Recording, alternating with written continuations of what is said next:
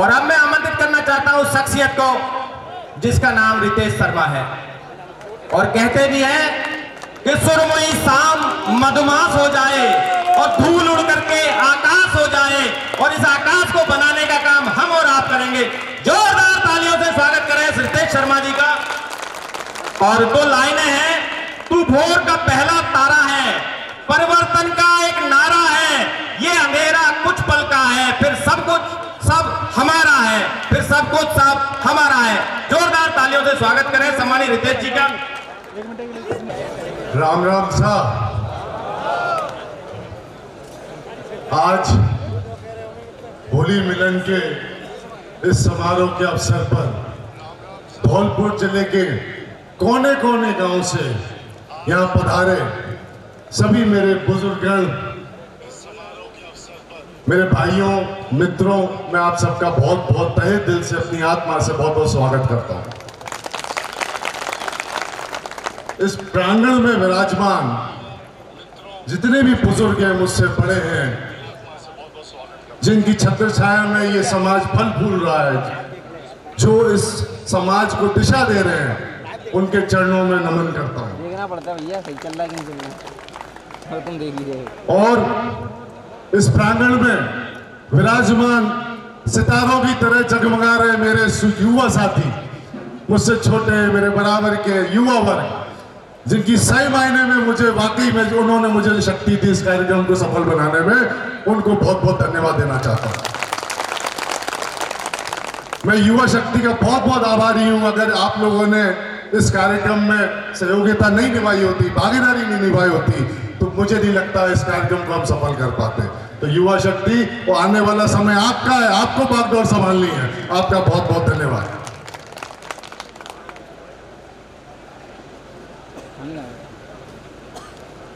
मेरे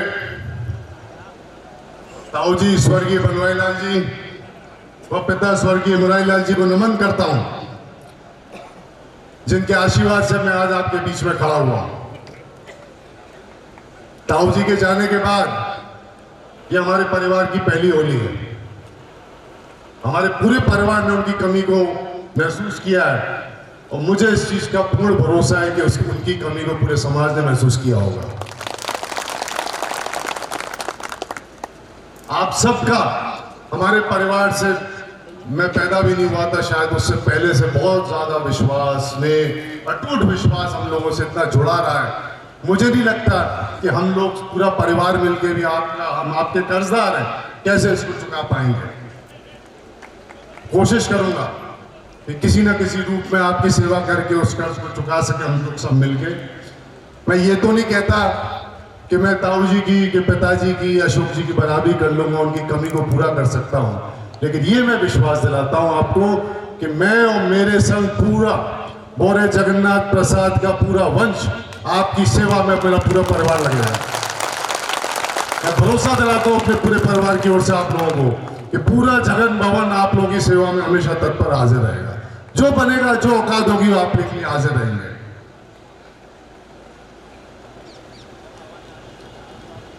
जब इस कार्यक्रम की रूपरेखा बन रही थी,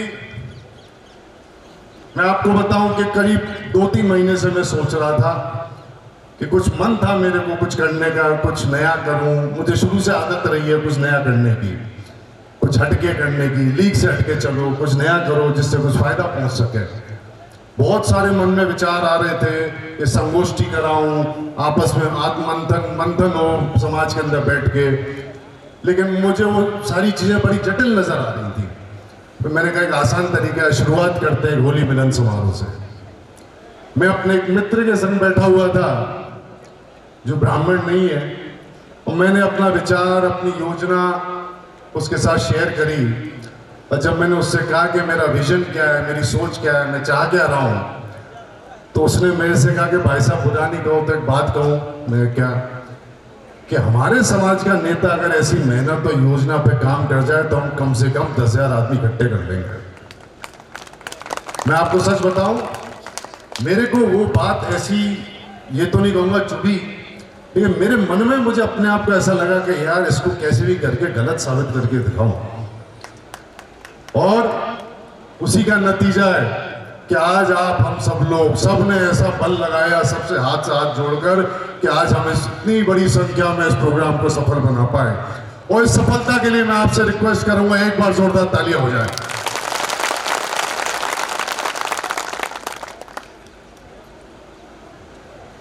अपनी आप बात को आगे बढ़ाता हूं। मेरा निवेदन है, क्योंकि राजनीतिक परिवार से हूं, राजनीति शौक है, मुझे घर बैठने बोर हो जाता हूं, कुछ ना कुछ करता रहता हूं। सबसे पहले मैं उन लोगों का भ्रम दूर करना चाहता हूं जो ये सोचते हैं कि इस मंच को सिर्फ अपनी राजनीति रोटी सेकने के लिए तैयार किया गया है। इस मंच से कोई एमएलए ना है, मैं आपसे गारंटी से कह रहा हूं, कोई इस मंच से एमएलए नहीं बन रहा। एक प्रयास है आप लोगों को यहाँ पे एक साथ इकट्ठा करने का। 2023 का चुनाव हुआ, आप सबने मेरा बहुत समर्थन किया, बहुत आशीर्वाद दिया, बहुत प्यार दिया। मुझे नहीं पता मैं कैसे उस कर्ज को चुका पाऊंगा। वो जो आप सबने मिलकर मुझे, किसी ने मुझे सकारात्मक रूप से बातें करके मेरा मनोबल बढ़ाया, किसी ने मेरा हाथ पकड़ के मनोबल बढ़ाया, किसी ने मेरे पीठ पे हाथ रख के मनोबल बढ़ाया, किसी ने मुझे फोन करके आशीर्वाद देके, चंदा देके, जैसे जिसकी जो शक्ति थी, लोगों ने मेरा बहुत मनोबल बढ़ाया। मैं आजीवन आप लोगों का बहुत बहुत नतमस्तक तरीके से आपका कर्जदार रहूंगा।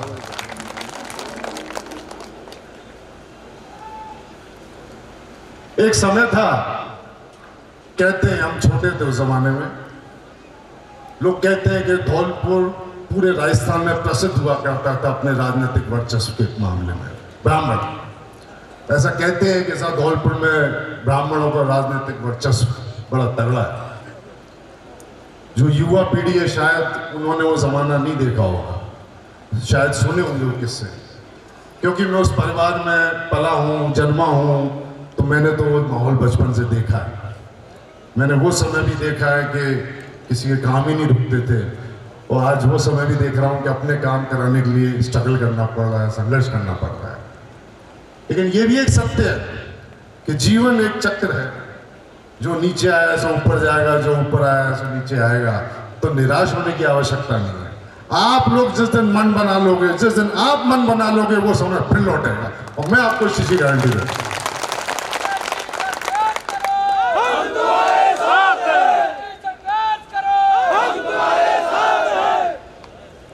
आज पूरे जिले का समाज कोने कोने से यहाँ रिप्रेजेंटेशन कर रहा है, यहाँ मौजूद है।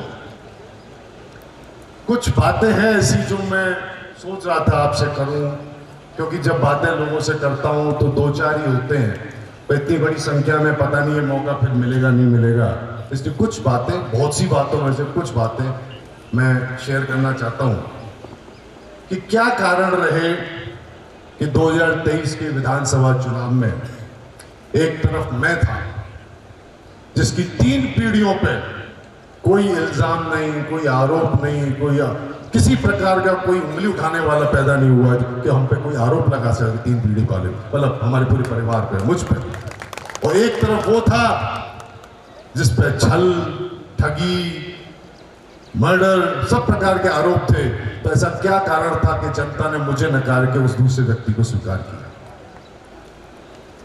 ये उनके समाज की खूबसूरती थी। ऐसा नहीं है मुझे उनके समाज से वोट नहीं मिले, मुझे मिले, लेकिन उन्होंने मेरे से हाथ जोड़ के निवेदन करके मना कर दिया था कि रितेश जी तुम्हें वोट दे लेकिन तुम्हारी संग नहीं चल पाएंगे। और क्या कारण था कि मेरे समाज के कुछ लोग उस प्रत्याशी के ज्ञानदाता बने हुए थे, खुल के चल रहे थे। ठीक है, मैं मानता हूं 100% तो किसी को नहीं मिलता, लेकिन मैं सिर्फ उदाहरण पेश करना चाह रहा हूं कि दो समाजों के बीच में अंतर क्या है। कहा हमारे समाज के खुल के लोग सामने चल रहे थे और उनके समाज के मेरे से एक आदमी हाथ छोड़ रहा था, फिर भी मेरे से खुल के नहीं आ रहे थे, वोट दे रहे थे। तो हमें ये मनन करना पड़ेगा, चिंतन करना पड़ेगा कि अगर ऐसे ही हालात चलते रहे तो हम किस दिशा में जा रहे हैं। क्या ये उचित है? क्या ये उचित है कि व्यक्तिगत और क्षणिक लड़ाइयों के चक्कर में हम जो अपने राजनीतिक युद्ध को हार जाते हैं? जो लड़ाइयाँ स्वार्थ की हैं, व्यक्तिगत है, हो सकता है ईर्ष्या की हो, क्षणिक हो, 2-4, जैसे हमारा ब्राह्मणों का कहते हैं अस्त्र शस्त्र जबान ही है। लेकिन होता क्या है कि लड़ाइयाँ होती रहती हैं और एंड में 5 साल पीछे हम बहुत बड़ा अपना यार राजनीतिक युद्ध हार जाते हैं। तो हम सबको मिलकर मनन करना चाहिए, चिंतन करना चाहिए कि अगर ऐसे ही चलता रहा तो क्या वो दिन दूर है कि बिल्कुल आज जैसे मिले दोबारा मिल पाएंगे। मेरे युवाओं से निवेदन है, कब तक हम अपने पूर्वजों की साथ पे जिंदा रहेंगे? कब तक उन्हीं गाथाओं को गाते रहेंगे कि हम ऐसे हैं, हम वैसे हैं? हमको एक नई लाइन खींचनी पड़ेगी, हमको एक नए युग की शुरुआत करनी पड़ेगी। और मैं खास तौर से आह्वान करता हूं युवाओं से कि आप इस चीज को भूल जाओ कि हाँ हमारा कोई इतिहास होता है, इतिहास से ही आगे जीवन चलता है, लेकिन आप लोगों को स्वयं नए सिरे से एक नए युग की स्थापना करनी पड़ेगी। मैं अगर मुझमें ही काबिलियत नहीं होगी, कब तक आप मुझे मेरे परिवार के नाम पे, मेरे पिता के नाम पे, ताऊजी के नाम पे मेरा साथ दोगे? हमको अपनी काबिलियत साबित करनी पड़ेगी। क्या कारण है हम हार जाते हैं? एक समय था, बताते हैं लोग बाग कि एक ब्राह्मण परिवार हुआ करता था किसी एक गांव में। इन किस्सों को मैंने बड़ी रिसेंटली तक सुना है। ऐसा कहते हैं एक ब्राह्मण 10 घरों को समेट के चलता था एक जमाने में। यूं कहते थे साहब एक मतलब पूरी कॉलोनी को समेट लेता था। क्या कारण है कि आज वो विश्वास हमारे समाज से अन्य समाजों का टूट गया? क्या कारण है कि आपसे वो लोग दूर हो गए? मेरा निवेदन है कि बड़ा बनने के लिए बड़प्पन भी दिखाना पड़ेगा, कुछ त्याग करने पड़ेंगे, कुछ समर्थन करने पड़ेंगे, कुछ बड़े निर्णय लेने पड़ेंगे, तब आप दूसरों का विश्वास जीत पाओ।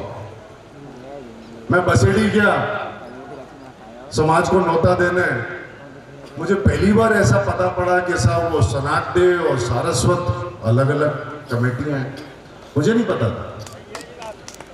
फिर लौटने के बाद हम लोगों ने धौलपुर में सलाह करी। मैंने कहा सर जी हम तो इस भ्रम में जी रहे थे कि ब्राह्मण कह रहे हैं और सभी शाखाएं जितनी ब्राह्मणों की हैं शायद इसी में सम्मिलित हो जाएंगी। फिर निर्णय लिया कि ऐसा कर लो साहब कि ऐसा नहीं हो कि बुरा मान जाए, तो फिर अलग अलग तरीके से सबको कहना पड़ा। आज करीब करीब ब्राह्मणों की सभी शाखाएं इस प्रयास से सब यहाँ मौजूद हैं। भविष्य में इस प्रकार का कभी कोई कार्यक्रम होता है तो मेरी इच्छा होगी कि त्यागी समाज भी इसमें आगे भविष्य में जुड़ के हिस्सा ले। हमको जोड़ना चाहिए, कोशिश करनी चाहिए हमारे साथ आए, हम क्यों अपनी ओर से लाइन खींचे बीच में। आज आपने एक चीज यहां ऑब्जर्व करी होगी, जो पारंपरिक सिस्टम होता है कि इन कार्यक्रमों को चलाने का हमने यहाँ कुछ नहीं रखा, कोई माला नहीं, कोई साफा नहीं, कोई स्वागत नहीं। मैंने देखा आमतौर पे कि साहब एक एक घंटे साहब मालाएं हो रही हैं, स्वागत चलने, आदमी बोर हो जाता है। वो सुनने आया है, वो आप लोगों के विचार सुनने आता है आदमी, और हम 1 घंटा जो है स्वागतों में बर्बाद कर देते हैं। मैं मानता हूं इतनी बड़ी संख्या में जब आदमी मौजूद है तो ये आपके सम्मान में मौजूद है। सम्मान तो वैसे ही हमारा हो रहा है जब इतने लोग हमारा सुनने आए होते हैं। क्यों उस टाइम को व्यर्थ किया जाए स्वागतों में, मालाओं में, साफाओं में? हमें एक नई शुरुआत करनी पड़ेगी, परंपरा डालनी पड़ेगी कि आइंदा से भविष्य में कोई कार्यक्रम हो, कोई अतिथि मंच पे ना बैठे, सब दर्शक दीर्घा में बैठे। मुझसे ज्यादा ज्ञानी तो यहाँ और लोग बैठे हुए हैं। ये तो एक सामाजिक व्यवस्था है कि मैं चलो चेयरमैन रहा, जिस परिवार से आता हूँ, जो मेरा बैकग्राउंड है, कुछ भी मान लो इसमें मेरा कोई बड़ा योगदान नहीं, कि हम जैसे कुछ लोगों को मंच पे बोलने का मौका दिया जाता है। लेकिन ये जरूरी नहीं है कि हम ज्ञानी हैं। ज्ञानी तो आप में लोग बैठे हुए कम से कम 500। तो हम लोगों को एक नई शुरुआत करनी चाहिए कि इस प्रकार के मंच जब भी तैयार होते हैं, विचार इनको बोलना चाहिए विचार मंथन मंच होना चाहिए, जैसे हम एक दूसरे का ज्ञान, एक दूसरे के तजुर्बे को बांट सकें। तो इसकी शुरुआत करनी चाहिए। तो मैं उसी कड़ी में हमने आज ये प्रयास किया कि स्वागतों में, मालाओं में टाइम बर्बाद नहीं करेंगे। इतनी बड़ी जनसंख्या में, इतने बड़े समूह में समाज इकट्ठा हुआ, इस मौके को व्यर्थ नहीं जाने देंगे, अपनी बात रखेंगे। दुर्भाग्य से 1 घंटे लेट हो गया कार्यक्रम, और मुझे सही बताऊं समय से पहले बुलवाया गया है। मैं इच्छुक नहीं था, पहले एक अभी सम्मेलन पूरा होना था, फिर इसके बाद में एक झांकी का कार्यक्रम है वो भी होना है। पर मुझे 2-4 लोग आधा घंटे से टोक रहे थे कि रितेश जी जल्दी बोल दो, लोग जा रहे हैं। मेरा निवेदन है कि भोजन का इंतजाम है, आप लोग के सम्मान में कोशिश करिए कि कोई कमी ना रहे, और सीखेंगे इस तजुर्बे से। भविष्य में कोशिश करेंगे और अच्छा हो अगली बार। मैं गारंटी नहीं कहता हूं, लेकिन अब हम लोग बैठेंगे, जो लोग इस कार्यक्रम से हमारे साथ जुड़े रहे, जिन्होंने कंधा से कंधा मिला के इस कार्यक्रम को सफल बनाने में मदद करी, उनके संग पुनः बैठेंगे और कोशिश करेंगे कि ऐसा कार्यक्रम हर साल आयोजित हो।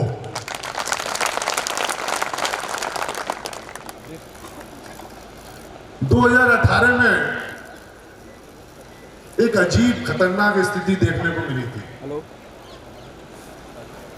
3 ब्राह्मण प्रत्याशी समर्थन इकट्ठा करने में प्रयास कर रहे थे क्योंकि चुनाव लड़ने की इच्छा थी, लेकिन एक अजीब चीज देखने को मिली कि एक ब्राह्मण तीनों प्रत्याशियों का स्वागत कर रहा था। यह बड़ा एक खतरनाक चलन 2018 में देखने को मिला। बनस्पत 2013 में मंडलेश्वर सिंह जी जब बाड़ी से चुनाव लड़ने गए थे तो गुर्जर समाज ने एकजुट होकर मन बना के उनको वहां से बाड़ी से उल्टा लौटा दिया था कि नहीं साहब, हम तो अब विघटन नहीं करेंगे अपने समाज में, मंडलेश्वर सिंह जी तुम लौट जाओ। क्या कारण होता है कि हम सही को सही और गलत को गलत नहीं कह पाते? क्या कारण था कि समाज उस समय एकजुट होकर सब तीनों में बैठ के सामंजस्य नहीं बिठा पाया? मैं घर पहुंच रहा हूं तो मेरी हाँ में यहाँ, दूसरा घर पहुंच रहा है ऐसा, बाकी हाँ में यहाँ, और इसका नतीजा क्या हम देख रहे हैं, हमारे सामने होता चल रहा। आपको हिम्मत करनी पड़ेगी सच बोलने की, लीपापोती करना बंद करना पड़ेगा। मुंह पे लोग कहते हैं सब ब्राह्मण के पैर बड़े कमजोर होते हैं, पैर छू लो और सारे काम सब गलतियां भूल जाते हैं। क्या कारण है ये? हम लोग सिर्फ ईगो के शिकार में जी रहे हैं। तो इसी निवेदन के संग कि ऐसे उदाहरण दोबारा भविष्य में ना आए। कुछ मैंने ऐसी भी चीजें देखी हैं, हालांकि उनकी संख्या कम है। मेरे फेसबुक पे, इंस्टाग्राम पे मैं देखता हूं कई लोगों को कि मेरी जय हो जय हो जय हो करते हैं। उनमें से कुछ ही लोग शोभा रानी जी के फेसबुक पे भी जय हो जय हो जय हो करते हैं। बात जय हो बुराई नहीं है, इसमें बहुत अच्छी है। ये सच्चाई है कि मैं मानता हूं जो सबका है वो किसी का नहीं है, और जो मैं देख रहा हूं वो शोभा रानी भी देख रही होगी कि ये आदमी तो दोनों जगह जय हो कर रहा है। तो तुम तो अपनी साख खराब कर रहे हो और चंद लोग पूरे समाज की साख खराब कर रहे हैं। ऐसा ये तो ऐसे ही है, सब जगह उठते बैठते हैं, सब जगह मसाला देखते हैं, मधुमक्खी जहां पे मसाला होगा वहीं बैठ जाते हैं। तो मेरा निवेदन ये है कि अपनी साख मत खराब करें। ये जो भी साख हमारी कमी आई है, ये कोई एक रात में नहीं हुआ ऐसा, इसको वर्षों लगे, और इसको दोबारा सुधारने में हो सकता है कुछ वर्ष लग जाए। ये अकेले रितेश के करे नहीं होने वाला, इसमें सबको शामिल होना पड़ा। किसी भी नेता की हार जीत अकेले उसी पे असर नहीं डालती है, पूरे समाज पे असर डालती है, और आप सब लोग इसके भुक्तभोगी हैं। 2008 से आप कितना कमजोर महसूस कर रहे हैं ये आपका स्वयं का गलेवा जानता होगा। भजन लाल जी सीएम हैं, और मेरे ख्याल से भजन लाल जी ने किसी के घर में आके चूल्हा नहीं जलाया होगा, किसी घर में आके पूछी नहीं होगी कि भैया तेरा काम काज कैसा चल रहा है। लेकिन सच्चाई ये है कि तुमको यहाँ बैठे थोड़ा सीना चौड़ा है के साथ बैठे हैं, वो बात आ जाएगी तो चले जाएंगे तुम्हारी ढक के। मेरे ताऊ जी ने हो सकता है कि 90% ब्राह्मणों के काम नहीं किए होंगे जिले में, शायद 90% उन तक गए भी नहीं होंगे, लेकिन पसेड़ी के किसी कोने में, समुदा के किसी कोने में गरीब ब्राह्मण बैठा होगा, वो सोचता था कि भाई अपनी बात आ गई तो बनवाई नाल बैठा चला जाऊंगा, सुन ले। तो आप लोगों को इस विषय पे सोचना चाहिए, हमारी इमेज कैसे सुधरे, हमारी दोबारा से लौट कैसे हो, कैसे हम दूसरे समाजों का भरोसा जीते, कैसे दूसरे समाज हमारे संग चले। क्योंकि अकेले हम सोचे एक जाति से कोई एमएलए हो जाए, वो संभव नहीं, सबको संग लेके चलना पड़ेगा। बड़ा बनने के लिए बड़प्पन दिखाना पड़ेगा, अपने नेता पे भरोसा करना पड़ेगा। बातें तो बहुत सारी थी, और क्योंकि आप लोग थक रहे हैं, मैं देख रहा हूं पसीने पहुंच रहे हैं, मैं सभी सहयोगियों का बहुत बहुत धन्यवाद देना चाहता हूं जिन्होंने इस कार्यक्रम को सफल बनाने में महत्वपूर्ण भूमिका निभाई। कुछ पल ऐसे आए थे जब मनोबल टूट रहा था, कुछ ऐसी चीजें हुई जिससे मन खराब हो रहा था कि यार ये क्या है यार, अच्छा करने चल रहे हैं और चंद लोग जो है इसको खराब करने में जुटे हुए अपने व्यक्तिगत स्वार्थ में। लेकिन हिम्मत नहीं आ रही, सभी लोगों ने समाज जहां गया वहां पे इतना गले लगाया लोगों ने। हम समुद्रा गए, अपनी तरफ से लोगों ने, लड़कों ने घोषणाएं करी, रितेश जी 5 गाड़ी मेरी ओर से। वहां गए हम बसेड़ी, वहां को लड़कों ने कहा कि एक ने कहा कि 11 गाड़ी मेरी ओर से। और ऐसी होड़ मच जाती थी, सर जाने 11 गई लो, 5 मेरी ओर से, 2 मेरी ओर से, 4 मेरी ओर से। और देखो देखते ही देखते ये सैलाब आज आपके सामने मौजूद है। और ये इसलिए नहीं हुआ कि मेरे चेहरे पे कोई चांद तारे गड़े हुए हैं, ये इसलिए हुआ कि जब मैं वहां पहुंचा तो उनको चाहिए था कि यार कोई हमको समेटने वाला है। तब उनको महसूस हुआ यार इसकी आवश्यकता थी। तो वो जो पीड़ा थी, उस पीड़ा उस रूप में बाहर निकल के आई कि हम आगे जाना। मुझे नहीं पता इस कार्यक्रम को 1 से 10 के पैरामीटर में कितना आंका जाएगा, लेकिन हाँ, आप लोगों में से ज्यादातर लोगों ने मेरी पीठ थपथपाई, मुझे एक तरीके से बधाई दी है। बधाई का पात्र मैं नहीं हूं, बधाई के पात्र आप सब हैं जिन्होंने आके इसको सफल बनाया। मैं निवेदन करना चाहता हूं कि देखिए, नो डाउट कि मैं राजनीति कर रहा हूं, आगे भी करना चाहता हूं। मेरी राजनीतिक दौड़ कितनी होगी? शायद 10 साल, 15 साल, जहां तक मेरा शरीर साथ देगा। उसके बाद स्वाभाविक है कोई नया चेहरा निकल के आएगा, किसी और को मौका मिलने वाला है। तो व्यक्तिगत द्वेषों को कम करें, मैदान खुला हुआ है। ईर्ष्या के चक्कर में अपन एक दूसरे का नुकसान, समाज का नुकसान ना करें। सिर्फ ईर्ष्या, सबके लिए ये समंदर है, सबके लिए बढ़ने के मौके हैं। आइए, और जो काबिल है उसका साथ दीजिए। आपको मेरी काबिलियत पे अगर डाउट होता है, तुम्हें लगता है रितेश तुझमें क्षमताएं नहीं है, तू उस लायक नहीं है, तो उसी दिन आप लोग इकट्ठे हो जाना, मुझसे कह देना रितेश तेरे से हमारा भरोसा टूट गया, तू हट जा भैया, जाको संदे। पूरा समाज मुझसे कह दे, मैं आपकी कसम खाता हूं, मैं घर बैठ जाऊंगा और तन मन धन से जिस पे आप आशीर्वाद रखोगे उस व्यक्ति का साथ दूंगा। इसी निवेदन के संग बस आखिरी में एक छोटा सा तजुर्बा और शेयर करना चाहता हूं। जिस कार्यक्रम की योजना बनाई थी, तो एक ब्राह्मण बंधु ने मुझसे कहा कि रितेश जी तुम बहुत बड़ी गलती कर रहे हो, इस कार्यक्रम को मत करो। तुम नेता आदमी हो, तुम्हें नेतागिरी करनी है, चुनाव लड़ना है, तुम ऐसा कार्यक्रम कराओगे तो तुम पे जातिवाद का, अपनी जाति का ठप्पा लग जाएगा, अन्य समाजों से तुम्हारा विश्वास टूट जाएगा। मैंने सोचा, मैंने क्या ये व्यक्ति वाकई सही कह रहा है, मैंने मंथन किया। फिर मैंने अपने आप से प्रश्न किया, क्या ब्राह्मण होने पे क्या मुझे गर्व नहीं है? क्या मुझे गर्व है? ये कोई शर्म है कि मैं ब्राह्मण हूं? मुझे गर्व है इस बात का कि मैं ब्राह्मण हूं। और फिर मैंने सोचा कि अगर मैं अपने घर को नहीं समेट पाया तो बाहर वालों को क्या समेटूंगा? तो मेरा पहला फर्ज यह है कि अपने घर को समेटूं, घर में विश्वास अपना जागृत करूं अपने प्रति, तो उसके बाद ही दूसरे समाज मेरे में विश्वास देखेंगे। इन्हीं शब्दों के संग बहुत कोशिश की गई है। मैं धन्यवाद देना चाहता हूँ स्पॉन्सर्स का, बड़े आगे बढ़ के, बड़े प्यार से, बिना कहे इन लोगों ने अपनी तरफ से ये सामान पानी का, ठंडाई का, कोल्ड ड्रिंक का, चाय का रखा है। बेचारे यंग क्राउड है पूरा, आपका बहुत